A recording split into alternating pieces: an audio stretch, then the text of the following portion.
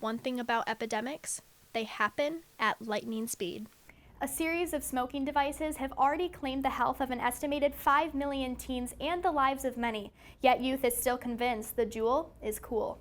In the past, I remember when I was in high school, it was not the cool thing to smoke cigarettes. Like no one was, it was kind of that downward trend of high schoolers and young adults like moving away from and quitting using cigarettes.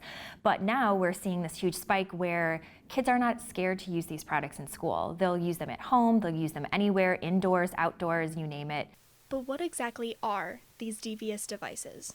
E-cigarettes are constructed with a battery, a heating element, and a designated holding place for a liquid commonly called juice. When the device heats up this fluid, an aerosol is produced, which is then inhaled and exhaled by the user. This action is called vaping.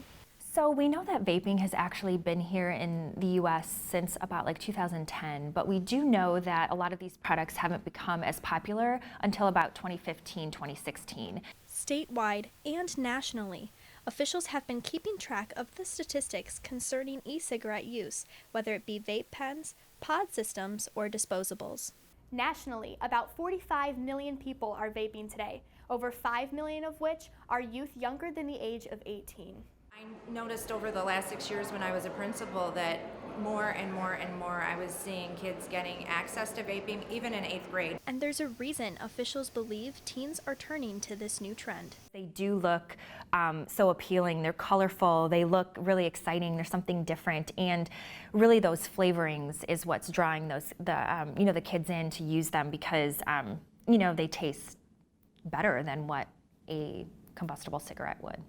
Because so many teens have turned to vaping, it's become a problem in many schools. 3 million students across the U.S. have been suspended for vaping during class. This academic year alone, almost half of all of Davison's suspensions have involved vaping in some capacity. The reason why a lot of our youth, and it's a huge epidemic within our school system, is that when kids need to take a hit or take a puff of these in the classroom, in school, it's because they're actively going through withdrawal symptoms. That's because e-juices contain various chemicals that, while designed to make vaping pleasurable, it makes it addictive and life-threatening. There's a lot of misconceptions around these products, and one of that being that this is a safer alternative. But this is not the case. Most users go through 2 to 3 pods a day, when just one pod is the equivalent to an entire pack of cigarettes. Chemicals, metals, and other toxins in these devices are causing psychological, lung, cardiovascular, oral, and even skin disorders. Lung diseases in particular are causing some serious concern. We do know that there have been cases reported all across the country, and then also here in Michigan as well. We have 71 confirmed and probable cases, and unfortunately we have 3 deaths that have occurred here in Michigan. In 2019, 33 deaths occurred nationwide, and that number doesn't include those who may have died without knowing the cause was from vaping. There are still many more who are suffering right now. The vaping industry is not slowing down, and new products are coming out daily only to add to the concern. I think another reason why it's so dangerous is because these products are forever changing.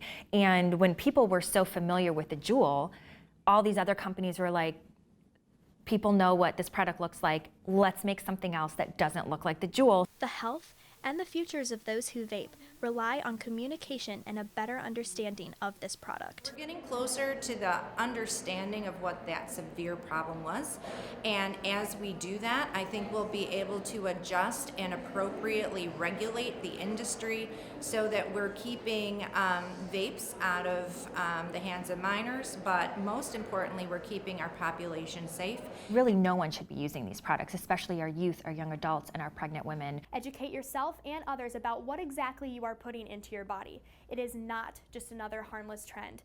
It is a killer. Rebecca Allen, DTV News.